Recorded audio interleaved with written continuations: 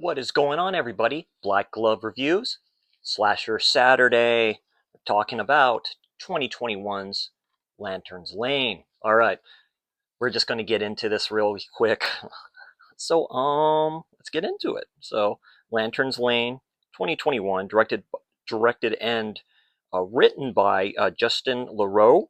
Also, the writer, of course, stars Brooke Butler as Layla, Andy Cohen as Justin, Ashley Doris as Missy, Sydney Carville as Shauna, Lisa Romaine as Janet, Robbie Allen as Braxton. This was filmed in Sonora, California, also in Los Angeles.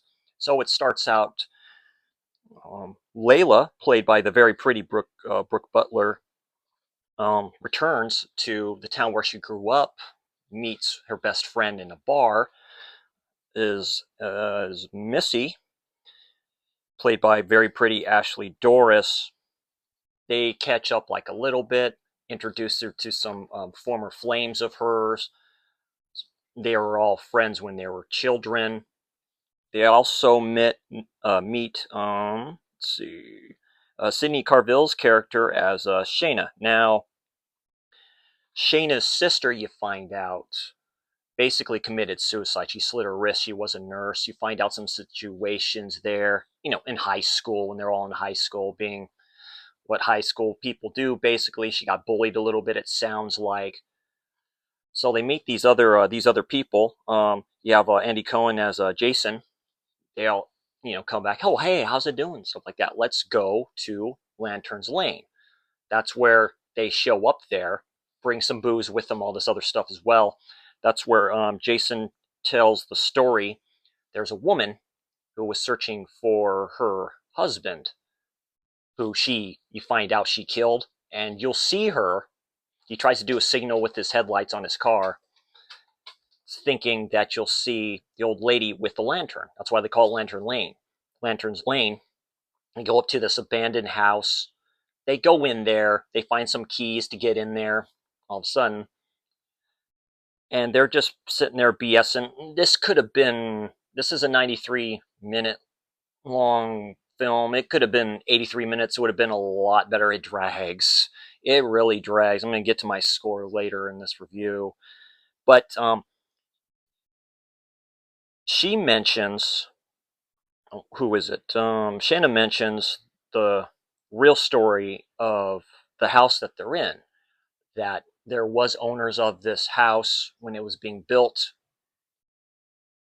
They abandoned it. There was these kids that went into the house to party when it was abandoned. There was a squatter. Basically, you can say this character here that killed them all, butchered them all. Saying, "Oh, well, that's depressing," and all this other stuff. Don't worry.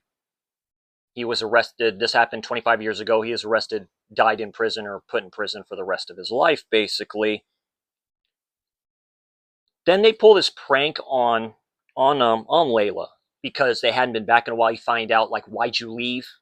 You never call, you never write, any of this stuff as well. She basically said, just need to get away. You want to leave the past behind you. I kind of understand that. You can be stuck in a place for so long.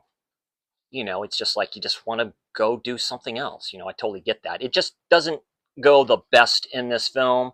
It's just very slow paced. That's the one huge issue I have with this. I expected better. It does amp up a little bit towards the end, which I do like, which I'm going to get to. So they tell the story of what happened. Oh, don't worry, nothing's going on. They decide to leave. The car doesn't start. His car doesn't start. Jason's car doesn't start. Figured out, something. They go back in there. Then you see this person out there with a knife. It looks like there's heavy spoilers in here. I'm gonna spoil the hell out of this. Who stabs? They finally have Shayna or Shauna.